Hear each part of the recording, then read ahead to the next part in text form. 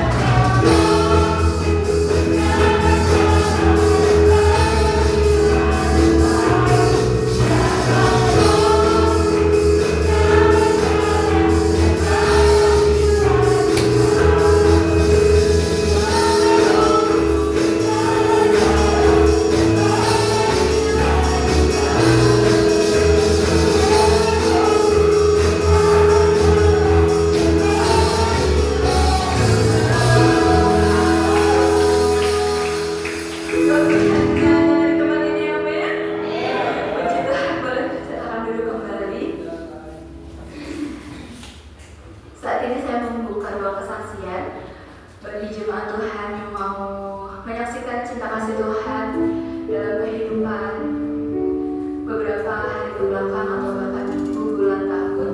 Boleh dipersilakan maju ke depan.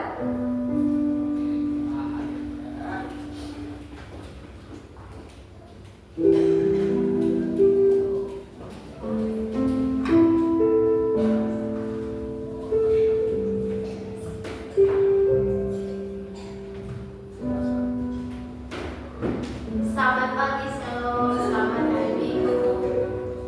Puji Tuhan ya, kita sampai hari ini bisa itu semua karena kuasa Tuhan, tuntunan Tuhan, Roh Kudus yang bekerja dalam hidup kita. Saya mau menyaksikan cinta kasih Tuhan. Puji Tuhan, anak saya Alfred, Nan, dan Bunga sudah lulus. Puji Tuhan, itu semua karena berkat Tuhan.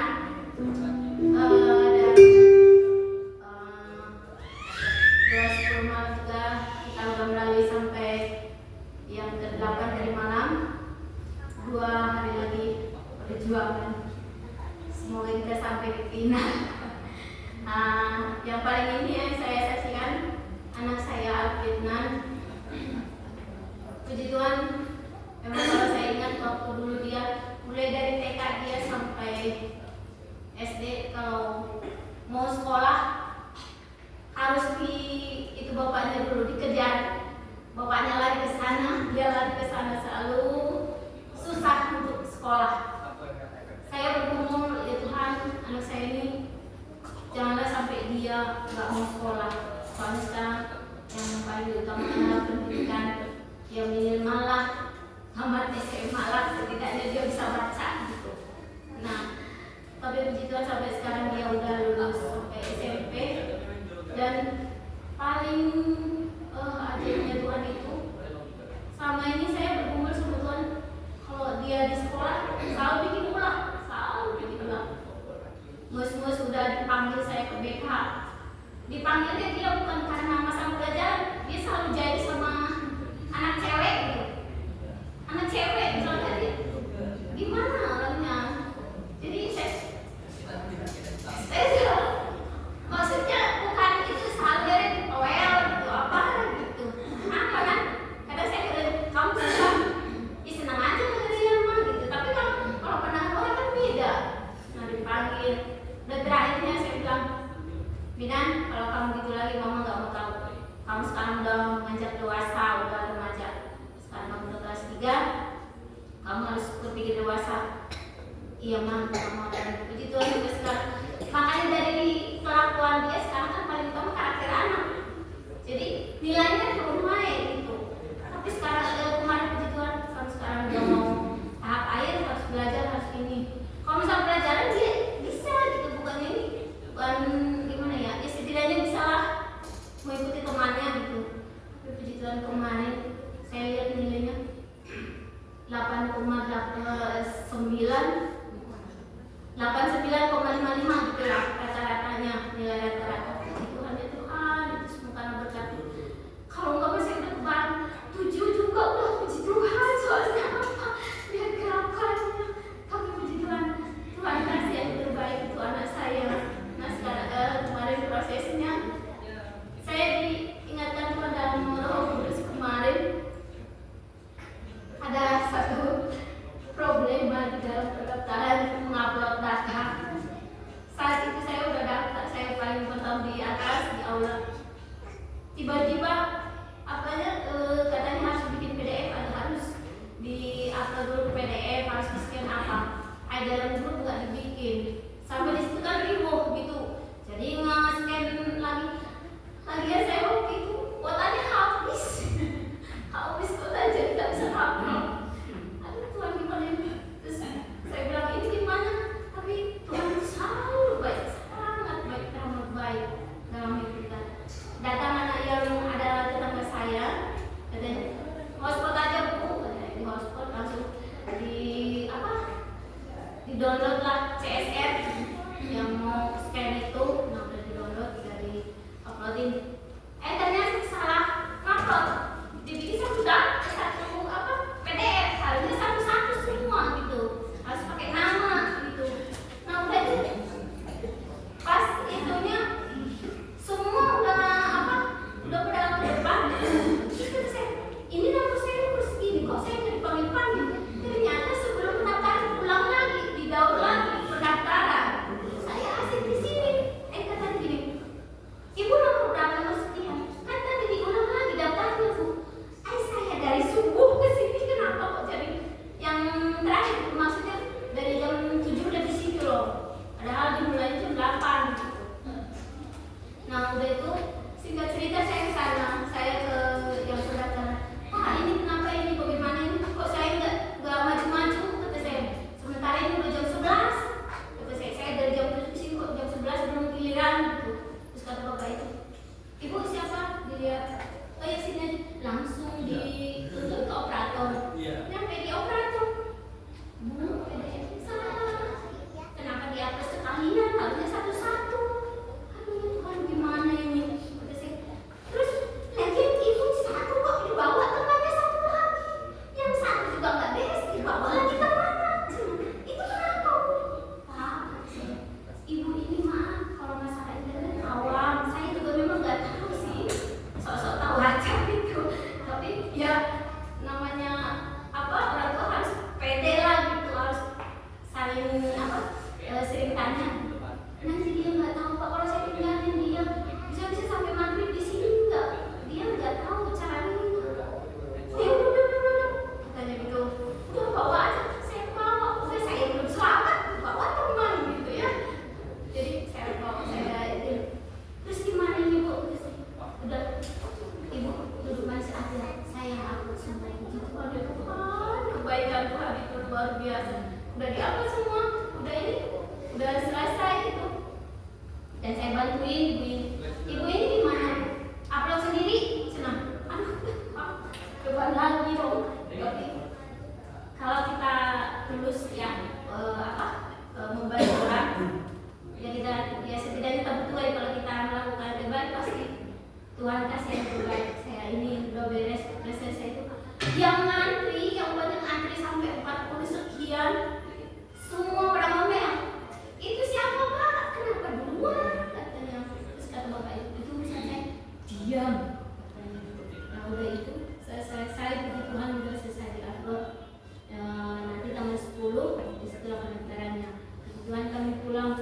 Terus kata, terima kasih Pak ya, Tuhan berkati, semoga sehat stok semua keluarga.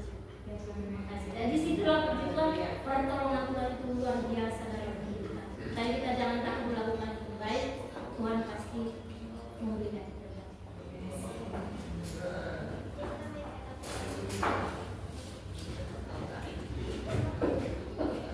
Kalau misalnya Tuhan sudah mengizinkan, pasti Tuhan yang membuka jalan ya kan?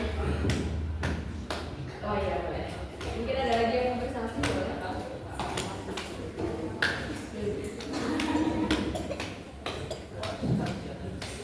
Ini ada sebentar. Terima kasih buat waktunya. Kalau sebentar ya. Iya. Jaksa ya, jaksa. Terima kasih. Saya minta maaf sama Om Hadi ya untuk hari ini mungkin saya harus bayarin, tapi saya sudah saya izin. Tapi hari Jumat saya juga tidak berdoa, padahal nanti sudah bikin siap-siap. 6:30 kita mau berangkat, katanya ada keluarga dari Jakarta. Dan saya berdoa sama Bapak, saya sudah datang karena Sabtunya ada akan berangkat ke Jakarta dan ke Jawa, mungkin ada yang membicarakan. Jadi saya sudah hadir. Tapi setelah mereka ada dari makan, setelah pulang dari makan sampai jam 11 malam, setelah jam 11 saya merasa pusing dan konsentrasi mau tidur, saya bilang tidur saja. Misalnya saya tutup mata, akhirnya ya terjadilah saya tumpah-tumpah terus. Jadi saya bilang mungkin keracunan, tapi kalau keracunan mungkin yang lain juga sama.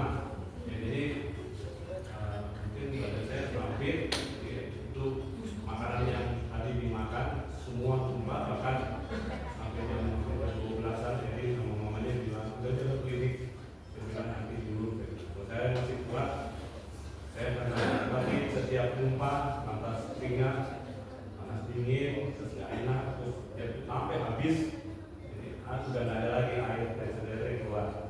Dan itu terus saya katakan beda ke klinik. Akhirnya kami ke klinik, diinfus sampai jam 4 pagi. Jadi ya itulah, jadi saya nggak jadi pagi dan saya nggak keluar juga. Ya, jadi saya minta maaf sekali dan saya tidak mau melayani tapi ya keadaan seperti itu yang terjadi. Ya. Jadi saya terima kasih buat rekan-rekan ya, Mas Wawan, Mas Jimmy, Mbak Chris, Mbak Esther yang sudah kunjungi, padahal mungkin juga nggak usah. Dan terima kasih buat doa saudara yang sudah berdoa buat saya. Puji Tuhan, ya, dengan obat juga saya ada, tetapi semua pada waktu saya tumbas, Tuhan tolong. Ini pun saya sampai tumbas 2 kali, Tuhan tolong sama sekali nggak bisa. Ya mungkin yang saya rasa mungkin pusing seperti itu ya. Jadi pusing dia temenin aku ke jauh, dan dia nggak konsen aja. Nah itulah saudara. Tapi semua sekarang saya ada itu karena Tuhan. Ya, jadi dengan ayo jadi minta maaf Tuhan bisa gereja juga apa gereja saya di gereja. Tuhan itu jadi saya terima kasih buat rekan-rekan semua yang selalu mendukung setiap doa-doa saudara buat saya. Terima kasih.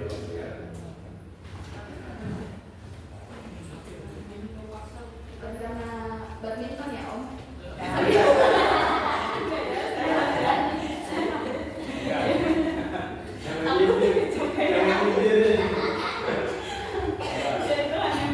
Terus memberikan kesehatan. Oke, baik, kalau begitu sama-sama kita mau membuka kitab kita di dalam Kisah Para Rasul 2 ayat 1 sampai dengan 13.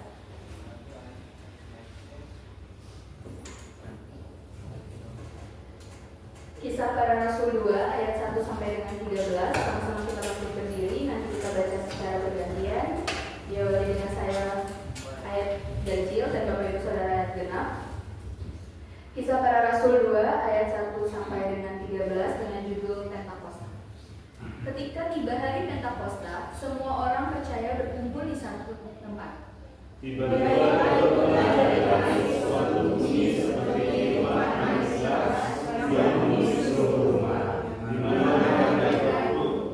Dan tampaklah kepada mereka lidah-lidah seperti nyala api yang bertebaran dan juga pada mereka masing-masing.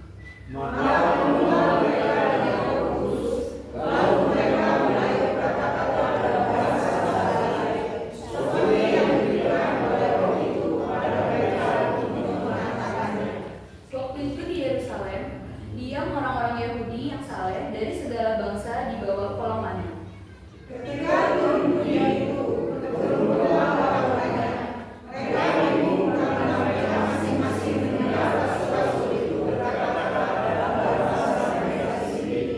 Mereka semua tercengang-cengang dan heran, lalu berkata, bukankah mereka semua yang berkata-kata itu orang Galilea? Bagaimana mungkin kita masing-masing mendengar mereka berkata-kata dalam bahasa kita sendiri, yaitu bahasa yang kita pakai di negeri asal kita. Kita orang Partia, Media, Elam, penduduk Mesopotamia, Yudea dan Kapadokia, Pontus dan Asia, Frigia dan Pamfilia, Mesir dan daerah-daerah Libya yang berdekatan dengan Kirene, pendatang-pendatang dari Roma. baik orang Yahudi maupun penganut agama Yahudi, orang Kreta dan orang Arab, kita mendengar mereka berkata-kata dalam bahasa kita sendiri tentang perbuatan-perbuatan besar yang dilakukan Allah. Mereka semuanya bertenang-tenang bersama teman-temanmu sambil berkata seorang kepada yang lain, apakah artinya ini? Tetapi orang lain menyindir,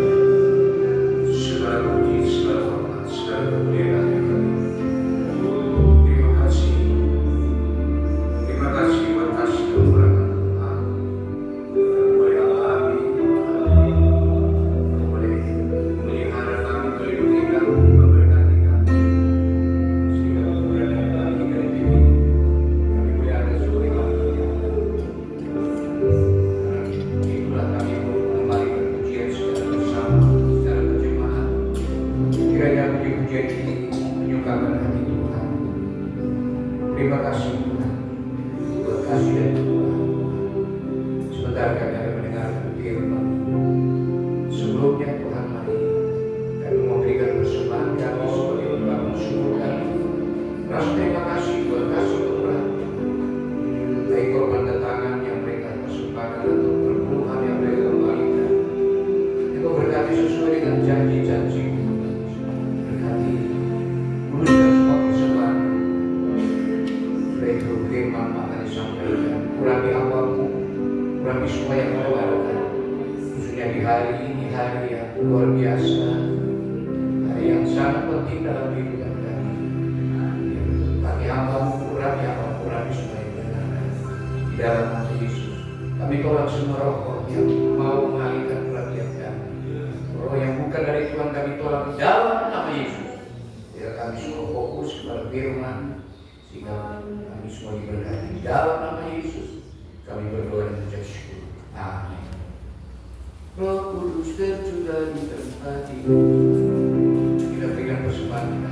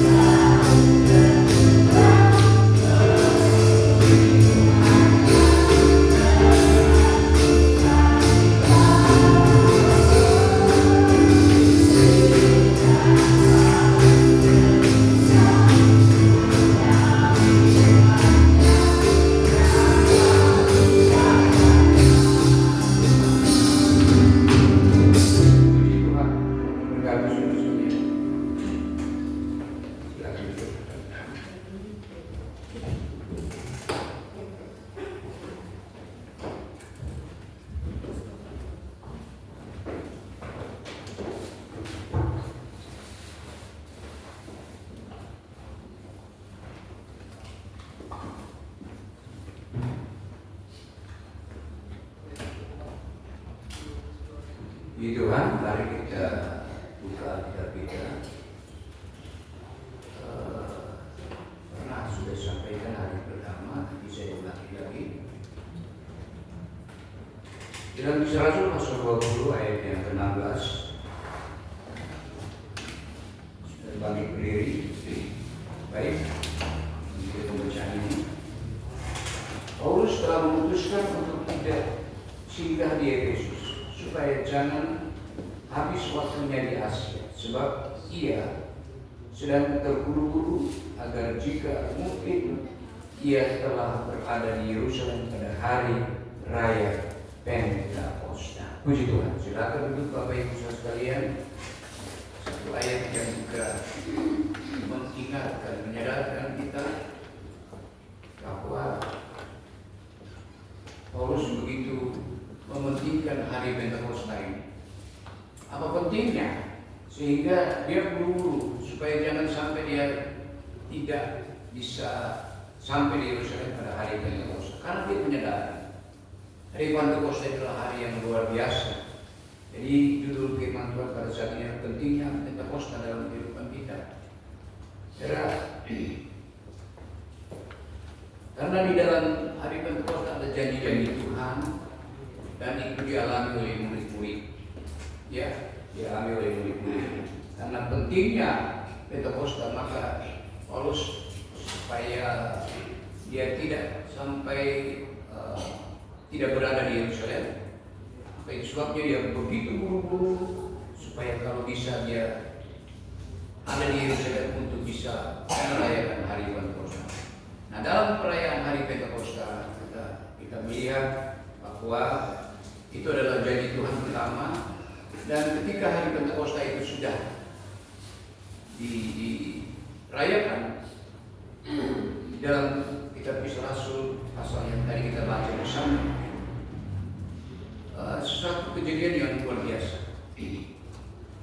Kalau orang-orang yang dipenuhkan adalah mereka-mereka yang sederhana, ya, mereka yang beribadah di rumah, berbeda dengan orang-orang yang tadi yang dia di Yerusalem, mereka datang merayakan hari Pentakosta secara tradisi saja. Nah, apa yang terjadi? Mereka yang beribadah di rumah, mereka penuh dengan roh.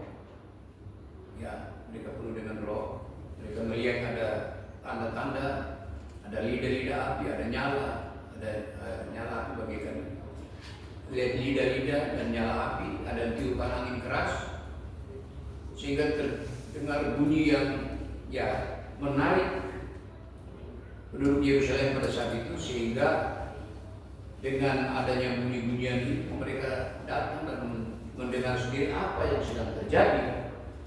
Ternyata di situ Roh Kudus sedang bekerja dengan luar biasa. Nah, orang-orang yang merayakan hari Pentakosta dengan cara yang secara tradisi tadi, mereka hanya bisa menonton, mereka hanya bisa tercengang-cengang, mereka hanya bisa heran, dan mereka juga ada yang berburuk sangka, oh itu bau anggur. Berbeda dengan murid-murid yang mengalami sendiri. Dan hasilnya saudara, dari pencurahan Roh Kudus yang pertama sampai saat ini penduduk dunia sudah kurang lebih 2,6 miliar dan 7,7 miliar. Itu hasil dari bagaimana pekerjaan Roh Kudus di gereja awal. Luar biasa saudara. Nah, balik kita bagaimana Paulus merasa penting sekali berada di Yerusalem, karena pertama adalah di dalam mengingat janji Tuhan bahwa Yesus pernah berkata dalam Injil Yohanes pasal 16 bahwa adalah berguna bagi dia pergi kalau dia tidak pergi. Kalau dia pergi maka dia akan mengutus Roh Kudus itu, yaitu Roh kebenaran yang akan menyertai murid-murid. Dan kalau kita melihat secara dalam baik dalam Injil Matius, Markus, Lukas, Yohanes, Kisah Rasul, itu banyak sekali saudara. Ya, saya mencatat di sini kalau di dalam Injil Matius ada 11 kali, ada Roh Kudus ditulis sana. Kemudian dalam Injil Markus ada 6 kali, di dalam Injil Lukas ada 17 kali, di dalam Injil Yohanes ada 16 kali, dan paling banyak itu adalah Kisah Para Rasul sampai 57 kali. Kitab Roma 7 kali. Ya. Paling banyak Kisah Para Rasul 57 kali. Ada catatan mengenai bagaimana pekerjaan Roh Kudus luar biasa. Nah, ini sebagai gambaran saja, sebagai pengetahuan bagi kita. Dan kita semua sudah mendengar bagaimana peranan Roh Kudus. Roh Kudus menyertai, mengajar, mengingatkan, menginsafkan, memimpin, memuliakan, dan bersaksi. Semua ini tentunya saudara untuk melengkapi murid-muridnya, ya, untuk mereka bisa menyaksikan tentang, karena sebelumnya Yesus juga sudah berkata bahwa Roh Kudus nanti akan memuliakan aku dan bersaksi tentang aku. Dan itulah yang dikerjakan oleh murid-murid untuk bisa bersaksi kepada dunia pada saat mulai dari Yerusalem, Yudea, Samaria sampai ke ujung-ujung bumi. Ini adalah peranan Roh Kudus. Tapi saudara, ada hal yang perlu kita ingat juga, saudara, karena ini menyangkut kehidupan kita juga, menyangkut hidup kekal yang Tuhan janjikan buat kita sekalian. Maka itu sebabnya saudara, kita akan lihat di dalam Yohanes pasal 7 ayat yang ke-37. Saya menekankan hal ini untuk kita sekalian supaya kita lebih mempersiapkan diri. Nah, di dalam Yohanes pasal 7 kita baca ayat yang ke-37. Pada hari terakhir, yaitu pada puncak perayaan, Yesus sendiri dan berseru, "Siapa yang haus, baiklah ia datang kepadaku dan minum. Siapa yang percaya kepadaku, seperti yang dikatakan oleh kitab suci, dari dalamnya akan mengalir sungai-sungai air hidup." Yang dimaksudkannya ialah yang akan diterima oleh mereka yang percaya kepadanya, sebab Roh itu belum datang karena Yesus belum dimuliakan. Nah, dalam memperingati hari Pentakosta hari ini, kita sudah tahu bahwa memang apa yang diucapkan Yesus itu sebelum Roh Kudus datang, tapi setelah Yesus sudah naik ke surga, kemudian kita sudah dapat membaca setelah itu Roh Kudus dicurahkan.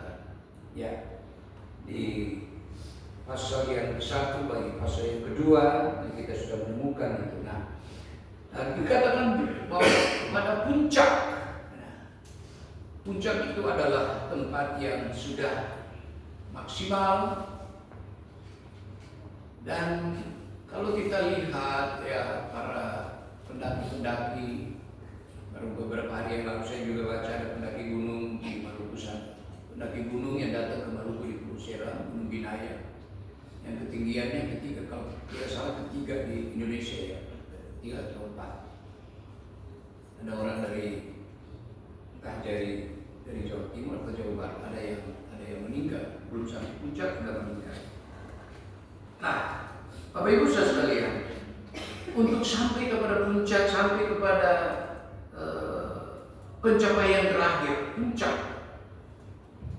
Nah, diharapkan bahwa semua kita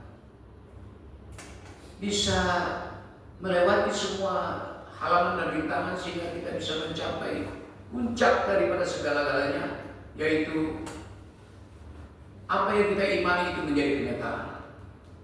Jangan sampai nanti ada yang baru setengah perjalanan sudah tidak mampu lagi, atau ada yang baru mulai sudah tidak lagi punya semangat dan lain sebagainya. Mari saudara, bicara puncak adalah bicara pencapaian yang maksimal yang membuat kita berbahagia.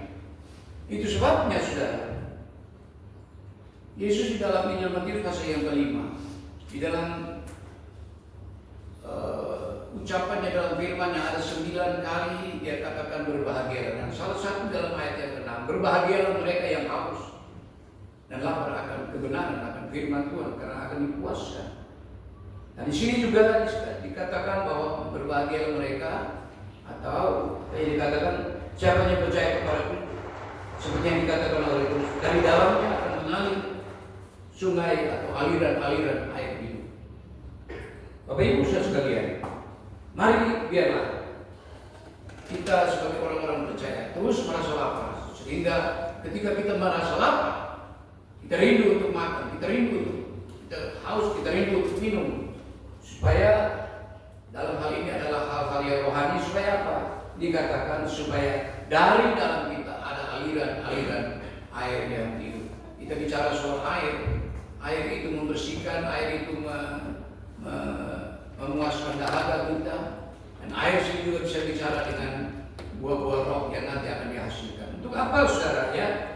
Sebab Tuhan mau pakai kita sekalian sebagai orang-orang percaya, sebagaimana murid-murid ya. Tuhan juga mau pakai kita dengan masing-masing, sebagaimana dikatakan dalam 1 Korintus 12, masing-masing dilengkapi untuk pernyataan untuk satu hal, yaitu memuliakan Tuhan. Karena pada dasarnya, pada intinya saudara ya, Yesus mengatakan bahwa Roh Kudus itu akan datang dan dia akan memuliakan aku. Dan luar biasanya saudara, peranan Roh Kudus juga. Kalau saudara baca dalam Roma pasal yang ke-8 ayat yang ke-11, Roh ini juga yang membangkitkan Yesus. Jadi selain dia memuliakan Yesus, Roh ini juga yang membangkitkan Yesus. Dalam Roma pasal 8 itu dikatakan ya, Nah, kalau roh ini yang membangkitkan Yesus, dia juga akan membangkitkan kita. Jadi peranan Roh Kudus sangat luar biasa, saudara, sehingga pentingnya Rasul Paulus katakan, aku terburu-buru untuk bisa sampai ke Yerusalem, untuk bisa hadir dalam hari Pentakosta, karena hari Pentakosta itu ada perbuatan-perbuatan yang luar biasa yang telah melengkapi baik murid-murid baik Rasul Paulus untuk pergi dan mereka bersaksi tentang perbuatan-perbuatan besar dan ada mujizat-mujizat yang terjadi. Nah, baik saudara sekalian, bicara tentang air hidup, ya, bicara tentang air hidup dalam kitab Sakaria pasal 14 ayat yang ke-8. Kita lebih dalam lihat tadi saudara, ya, luar biasa ini Roh Kudus, peranannya dan juga pekerjaannya luar biasa, ya. Bisa tolong dibaca lagi ya supaya saya tidak terlalu lama. Sakaria pasal 14 ayat yang ke-8. Nah, bisa ditayangkan, ya. Sakaria pasal 8. Sakaria pasal 14 ayat yang ke-8. Ya, oke. Belum juga. Sakaria 14 ayat yang ke-8. Pada waktu itu akan mengalir air kehidupan dari Yerusalem, setengahnya mengalir ke laut timur dan setengah lagi mengalir ke laut barat. Hal itu akan terus berlangsung dalam musim panas dan dalam musim dingin. Iya, saudara. Jadi di dalam kitab Sakaria bernubuat bahwa air hidup itu akan mengalir, ya, baik pada musim panas baik musim dingin. Nah, ini saudara, kelengkapan mengenai Roh Kudus yang ada dalam kita, yang dia dalam kita, ini akan sangat membantu saya dan saudara, ya. Nah, saat ini dikatakan bahwa itu air hidup itu akan mengalir baik pada musim panas baik pada musim dingin. Nah, saudara, Bapak Ibu saudara sekalian, kita hidup di zaman yang mendekati kedatangan Tuhan, dan kadang-kala terjadi panas-panas, hal-hal yang panas, politik dan lain sebagainya. Bicara hal dingin juga bisa itu bicara tentang rohani-rohani yang dingin, ya, karena kesusahan, kesulitan dan lain sebagainya, sehingga dikatakan kasih banyak orang akan dingin. Nah, orang yang memiliki kasih karunia atau orang yang memiliki Roh Kudus yang dia di dalam hidupnya, dia akan dilengkapi dengan air hidup ini. Dan ketika keadaan suasana yang sedang panas itu saudara atau dingin itu tidak berpengaruh, karena Roh Kudus sebagai penolong. Roh Kudus sebagai penolong sehingga dia dapat mengatasi itu, dapat mengatasi baik pada musim panas baik pada musim dingin, dapat mengatasi itu. Jadi sangatlah penting bagi kita untuk hidup kita dilengkapi dengan Roh Kudus ini. Untuk apa saudara? Sehingga apa yang sudah yang kita imani itu terpelihara dengan baik. Apa yang kita yakini itu akan tetap, tidak akan tergoyahkan. Dalam hal ini adalah kehidupan yang Tuhan sediakan buat kita sekalian, yaitu kehidupan kekal. Dan bicara tentang air yang keluar dari Yerusalem ini, Wahyu pasal 22 ayat yang ke-1 adalah air yang betul-betul bersih, bening, jernih, dikatakan bagaikan kristal, ya. Jadi air murni yang mengalir itu di dalam kehidupan kita adalah hal-hal yang kudus, hal yang suci, saudara. Karena Roh Kudus ini memang di dalam Roma pasal 8 dikatakan kalau kita menurut Roh, maka kita berpikir tentang hal-hal yang roh. Kalau orang yang tidak hidup dalam Roh, dia berpikir tentang hal-hal yang daging. Dan akibat perbuatan daging adalah maut, tapi Roh memimpin kita kepada hidup. Jadi saudara, untuk membuat kita hidup, Roh ini yang dikatakan bagaikan aliran-aliran yang hidup ini, adalah aliran yang membuat kita hidup supaya baik di dunia ini dan juga hidup yang akan kita alami nanti di balik kematian. Tuhan siapkan buat kita sekalian, saudara. Jadi memang penting bagi kita untuk membuka hati, untuk percaya tentang Roh Kudus ini adalah pribadi ketiga, pribadi ilahi.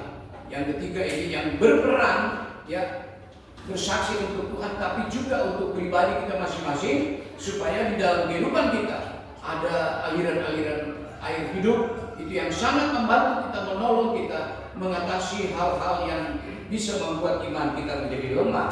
Yaitu kalau kita lihat orang-orang yang penuh dengan Roh Kudus di dalam kitab Galatia pasal yang ke-5 ayat 22-23, ada buah-buah roh di sana itu ada di dalam kehidupan kita sekalian, sehingga saudara kita bisa hidup di dalam perbuatan-perbuatan yang baik seperti yang dikatakan dalam Efesus pasal yang kedua ayat yang ke-10. Nah, kalau kita bicara tentang Roh Kudus, selain gambaran Roh Kudus sebagai air hidup, begitu juga saudara, Roh Kudus ini juga digambarkan seperti minyak dan anggur. Di dalam Wahyu pasal 6 ayat 5 sampai ayat 6, kita sangat memerlukan Roh Kudus dalam hidup kita.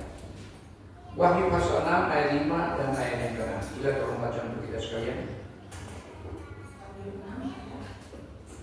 Wahyu 6 ayat 5 ayat 6. Wahyu 6 ayat 5 sampai 6. Dan ketika anak domba itu membuka materai yang ketiga, aku mendengar materai yang ketiga berkata, "Mari." Dan aku melihat sesungguhnya ada seekor kuda hitam dan orang yang menungganginya memegang sebuah pedang di tangannya. Dan aku mendengar seperti ada suara di tengah-tengah keempat makhluk itu berkata, "Secupak gandum sedinar dan 3 cupak jelai sedinar, tetapi janganlah rusakkan minyak dan anggur." Nah, Bapak Ibu Saudara, ini penting sekali. Makanya untuk menjaga hidup kita supaya tetap stabil, tetap eksis dalam mengikuti Tuhan, saudara, ada satu masa di mana dikatakan bahwa kemahaman itu akan mencapai puncak di dalam, dikatakan bahwa apa namanya tadi, secupak gandum itu sedinar harganya, mahal sekali saudara. Ya, kalau kita nilai dinas bagaimana itu dengan uang kita sekarang itu sampai 300 ribu saudara. Nah, kalau secupak gandum, gue itu punya beras di sana, yang ada cuma 5 kilo ya. Dan kalau orang datang di 1 kilo itu 300 ribu, nah itu terlaluan dan selesai. Cukup apa? Kenapa terjadi kekacauan dan lain sebagainya, ekonomi kacau dan lain sebagainya. Nah, ini yang tadi dikatakan air yang keluar itu baik bisa menghidupkan kita pada saat musim panas atau musim dingin. Panas politik sehingga terjadi kekacauan di mana-mana, sehingga terjadi kemahalan dan lain sebagainya. Tetapi satu hal yang perlu kita pertahankan adalah nasihat ini supaya jangan merusakkan minyak, bicara tentang urapan atau Roh Kudus, dan juga anggur yang berbicara tentang sukacita. Jangan kita rusakkan itu saudara, kita pelihara itu. Karena itu akan sangat membantu kita dalam kesukaran, dalam kesulitan, yang bisa merongrong, bisa melemahkan iman kita. Yang pentingnya, saudara, kita membuka hati untuk menerima Roh Kudus. Dan ini hal-hal yang ya saya ingatkan kepada kita sekalian, supaya mari kita mempercayai bahwa baik Bapa, Putra, Roh Kudus itu adalah Allah juga yang kita percaya.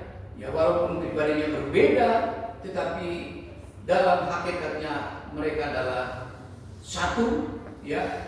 Walaupun di dalam Alkitab ini tidak ada Trinitas, tapi kita mengerti bahwa di dalam Alkitab, ya, ada pekerjaan, ada hal-hal yang meyakinkan kita bahwa ini adalah pekerjaan ketiga pribadi ilahi yang luar biasa ini. Bapa mengutus Yesus, Yesus mengutus Roh, Roh mengutus murid-murid. Nah, kira-kira begitu saudara yang kasih, ya. Nah, jadi Roh Kudus ini sangat membantu, menjadi penolong bagi kita di dalam kesukaran, dalam kesulitan. Dan satu lagi hal yang tidak kalah penting, saudara, di dalam Matius 25 tentang garis-garis yang bodoh dan garis-garis yang bijak dan garis-garis yang bodoh. Nanti saudara baca di rumah saja karena waktu saudara, ya. Apa yang kita dapatkan di sana adalah perbedaan di antara garis-garis yang bijak dan garis yang bodoh ini. Tapi ada 3 kesamaan. Sama-sama menantikan Tuhan, sama-sama membawa minyak, sama-sama tertidur. Silakan saudara baca dalam Matius pasal 25 tentang 10 gadis ini. Mereka sama-sama menantikan mempelai. Sama-sama mereka mempunyai minyak. Sama-sama mereka tertidur. Tetapi yang membedakan adalah 5 gadis ini punya persiapan. Sedangkan 5 gadis yang dikatakan bodoh ini tidak punya persiapan.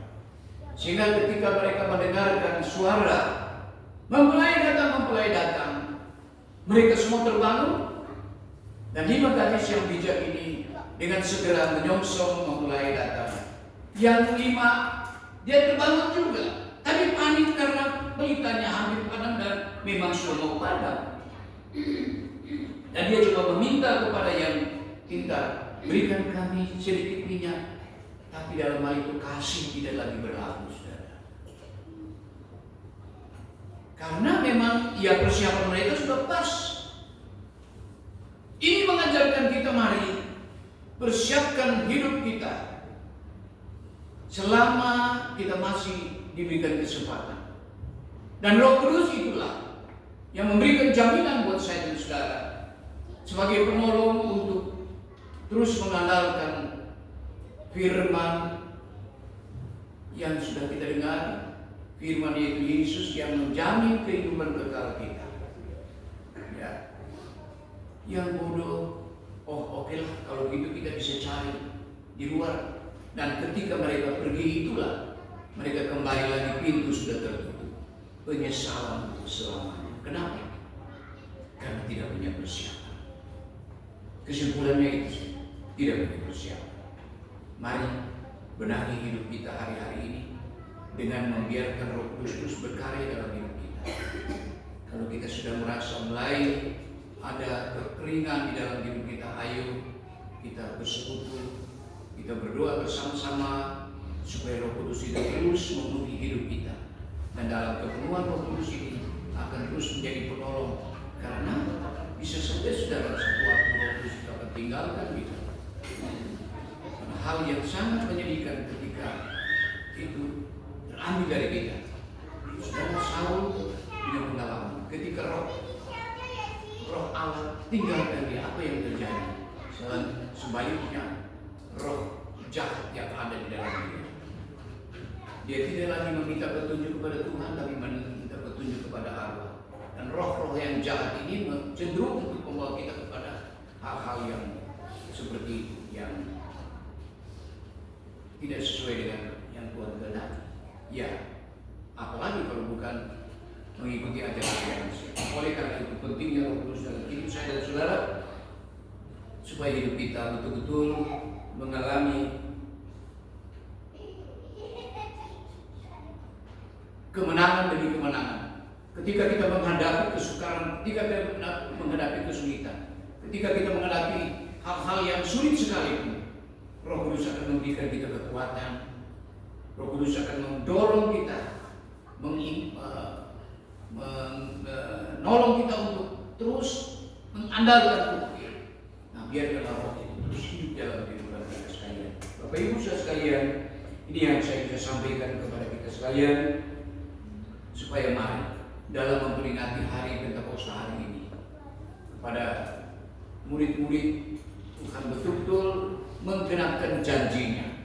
Artinya dalam hal ini juga kita dapat menarik satu pelajaran bahwa apapun yang Tuhan firmankan itu,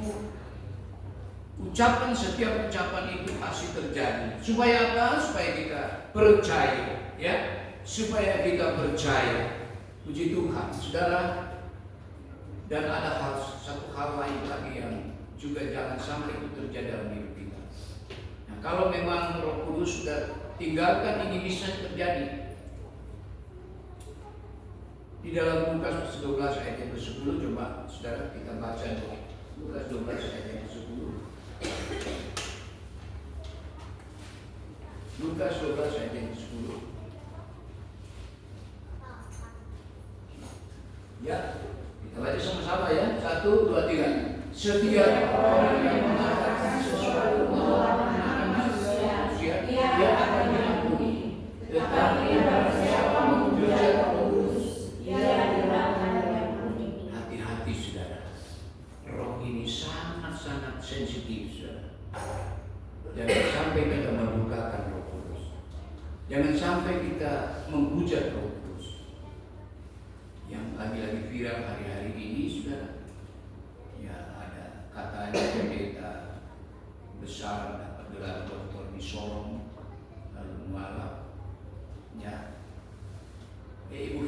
Palu ya Bu ya. Ibu Fei dari Palu juga ya. Kenal dengan Pak Waloni itu? Ya. Ya tahu ya. Kita ceritanya. Iya katanya dia orang Sangir sebetulnya, tapi dia terakhir di Palu dan beralih dari iman Kristennya pindah. Nah, kemarin meninggal, lalu orang mulai mengira apa yang akibat dia sampai meninggal dalam usia yang masih relatif muda, 55 tahun. Ternyata dia menghina Roh Kudus. Roh Kudus adalah amat, ya. Menghina, tidak ada ampun. Kalau berdosa kepada Tuhan Yesus, kita bisa ada pengampunan.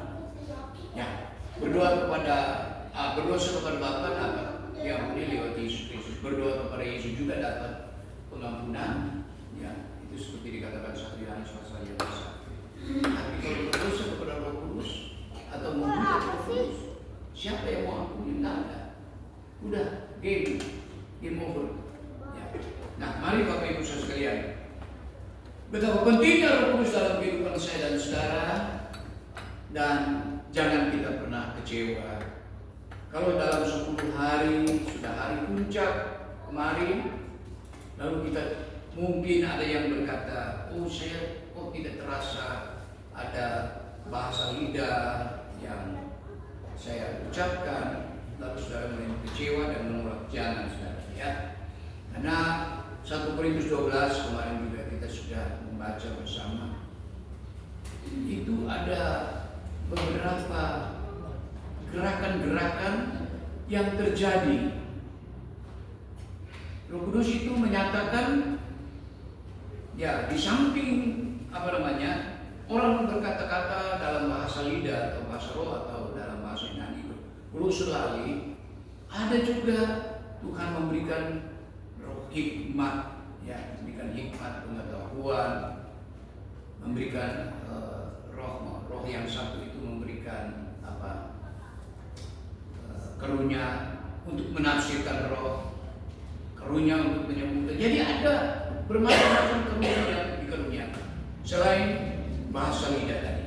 Bisa kita lihat dalam 1 Korintus pasal 12, itu di PR bagi kita sekalian. Sehingga ya kita mungkin bertanya dalam hidup, lalu saya sebagai pribadi atau sebagai jemaat punya karunia apa ya? Nanti seiring waktu berjalan, oke. Barangkali kita punya karunia untuk bersaksi kepada orang lain, itu juga salah satu saudara. Ya. Kita lancar, kita dalam menyaksikan Tuhan bicara, mungkin bahasa kita sederhana, tapi itu menarik bagi orang-orang yang mendengarnya. Kalau Tuhan, kalau Roh Kudus bekerja dalam hidup kita, kalau Roh Kudus menyertai kehidupan kita, kalau Roh Kudus memenuhi hidup kita, ya ada hal-hal yang memang di luar nalar kita. Iman kita semakin kuat dan kita semakin yakin, dan yang luar biasa tadi adalah satu perubahan yang terjadi dalam hidup kita. Karena ketika kita sampai kepada puncak itu, saudara, di dalam Roh Kudus mengalir aliran air hidup yang mungkin dari dulu kita tidak bisa punya roh untuk mengasihi sesama, untuk bisa pengendalian diri dan lain sebagainya.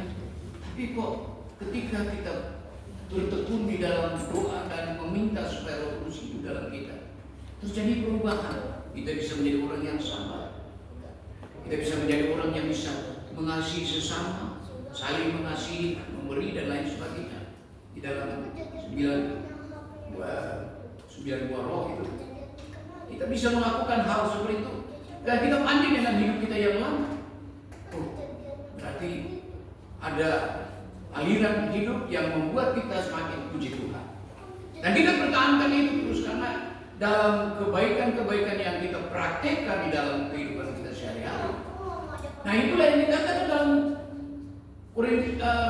Efesus pasal 2 ayat 10, dengan perbuatan-perbuatan baik itu menghidupkan menghidupkan baik hidup kita secara kebutuhan jasmani, baik hidup kita secara rohani, menghidupkan. Karena itu betapa pentingnya Roh Kudus dalam kehidupan kita sekalian, sehingga ini baik untuk memuliakan Tuhan dan juga untuk pribadi kita, supaya kita tidak menjadi orang yang lemah, supaya kita tidak gampang disesatkan, dan kita bisa bertahan dalam segala keadaan, situasi yang sesulit apapun saudara, ketika Roh Kudus ada dalam hidup kita. Seperti dalam Sakaria pasal yang ke-14 tadi, kita mampu bertahan dalam keadaan suasana panas ataupun dingin. Kita sanggup, sehingga kita tidak gampang digoyahkan, kita tidak gampang terbawa arus. Itulah pekerjaan Roh Kudus yang sangat penting dalam kehidupan ini. Maka itu sebabnya Bapak Ibu sekalian, seperti Paulus dikatakan betapa dia begitu merindukan hari Pentakosta, sehingga dia buru-buru untuk mengatur perjalanannya, supaya kalau bisa dia berada di Yerusalem tepat pada hari Pentakosta. Dan hari-hari Pentakosta itulah dia pelajari dalam perjalanan kehidupan dia sebagai seorang ahli Taurat. Dia tahu membedakan ketika dia hidup di dalam melakukan hukum Taurat. Banyak sekali. Kalau saudara baca khususnya dalam Roma pasal 8, mulai ayat pertama, yang pertama-tama dalam Roma pasal 8 dia katakan, siapapun dia yang hidup di dalam Yesus tidak ada penghukuman. Bisa katakan amin? Itu luar biasa. Paulus dalam kepenuhan Roh Kudus, ia menulis dengan meyakinkan setiap orang percaya bahwa setiap orang yang ada di dalam Yesus itu tidak lagi penghukuman, karena Yesus sudah menanggung itu bagi kita. Tapi jangan hanya sampai di situ. Ada nasihat-nasihat selanjutnya bahwa ini Roh yang menghidupkan. Kalau kita sudah hidup di dalam pimpinan Roh, jangan lagi hal-hal yang daging itu menguasai hidup kita, karena itu akan mengakibatkan maut. Itu sebabnya saudara, marilah pentingnya Roh Kudus dalam hidup saya, saudara. Di hari yang luar biasa ini, biarlah. Nah, saya seperti tadi malam saya sudah berencana, ya itu yang sudah saya rindukan. Oke, setiap Jumat kita ada doa Jumat, tapi Jumat yang terakhir, ya, sebelum bulan minggu pertama dari pergantian bulan. Nah, khususnya kita berdoa untuk minta supaya Tuhan selalu penuhkan kita dengan Roh Kudus. Betapa pentingnya Roh Kudus dalam hidup kita, yang menjamin hidup kita, yang menolong kita dalam segala situasi yang sulit sekalipun. Puji Tuhan, Roh Kudus ini di samping dia memuliakan Yesus, dia juga peranannya di dalam Roma pasal 8 ayat yang ke-11 itu yang membangkitkan Yesus juga, dia juga akan membangkitkan saya dan saudara dan lain sebagainya. Dan inilah Roh Kudus yang kita miliki dalam hidup kita, yang dia dalam hidup kita, yang menyertai kita. Biarlah kita pertahankan itu sampai akhir hidup kita. Kita selamat sampai di puncak. Puji Tuhan. Tuhan Yesus kiranya memberkati kita sekalian. Dan biarlah roh yang sudah ada dalam kita pelihara, kita tetap bersemangat pada diri kita, tetap menjaga supaya Roh Kudus hidup dalam hidup kita untuk menyertai perjalanan hidup kita sampai hidup kita berakhir di atas muka bumi. Tuhan Yesus kiranya memberkati kita sekalian. Puji Tuhan. Nah, kita akan bangkit berdiri, kita menyanyi pujian itu. Berhembuslah Roh Kudus.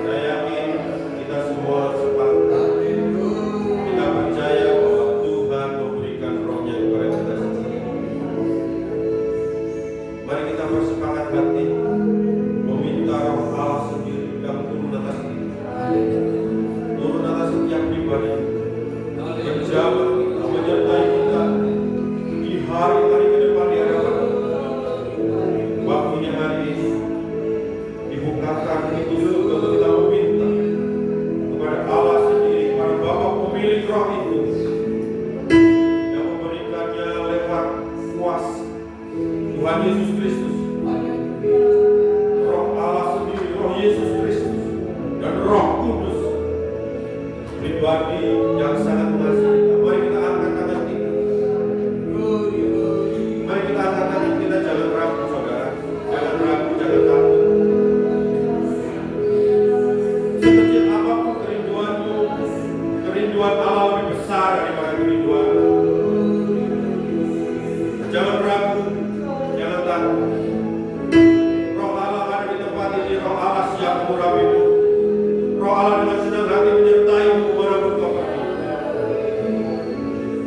Mari kita ucapkan kepada Tuhan, urapi hamba-Mu. Tuhan urapi aku. Tuhan penuhi hatiku. Tuhan jamah rohku. Tuhan pimpin langkahku. Tuhan sertai hari-hariku. Aku tidak akan berjalan tanpa Engkau Tuhan. Aku tidak bisa berjalan tanpa Engkau Roh Kudus. Bersamalah denganku melewati hari-hari aku membutuhkan. Datanglah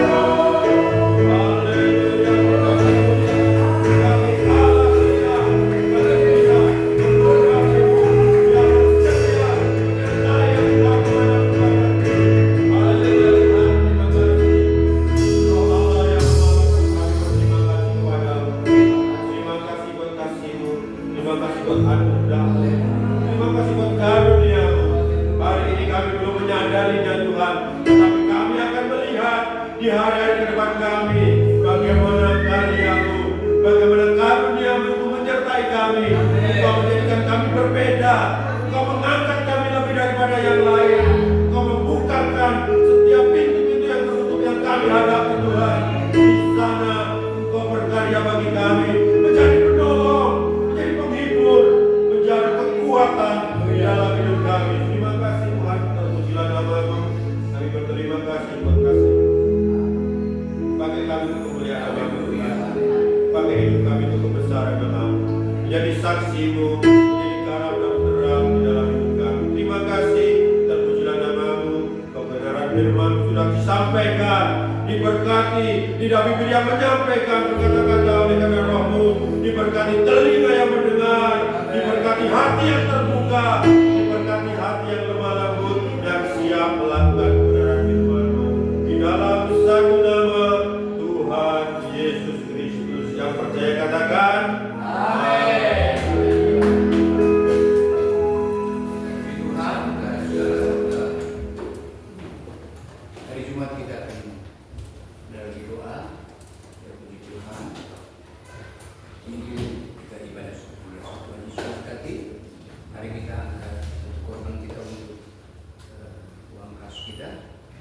kita masih di dalam bersama Roh Kudus.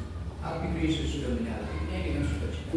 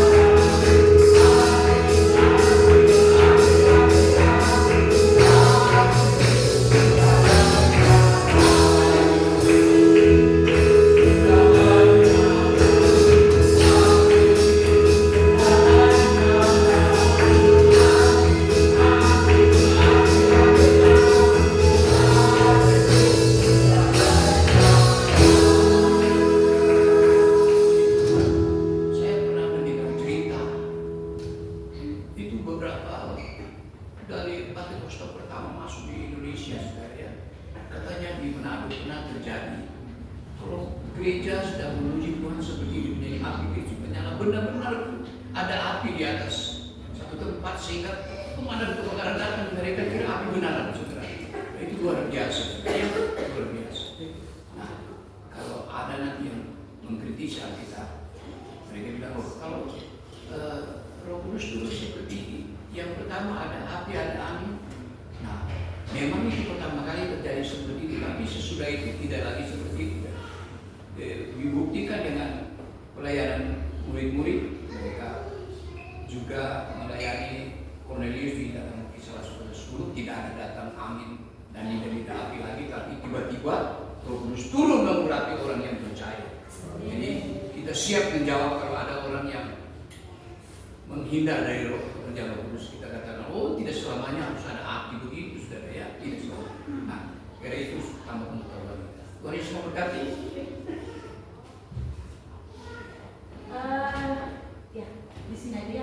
Untuk minggu yang akan datang, kita mau ada kaum ibu ya. Jadi di rumah Ibu Eti. Jadi nanti habis ibadah seperti ini, lanjut kita ke Ibu Eti. Ya. Jadi untuk yang pelayanan ya siap-siap ya, yang sudah dibujuk ya. Oke. Nanti di grup lagi nanti saya ingatkan. Terima kasih teman-teman. Baik, kita akan akhiri.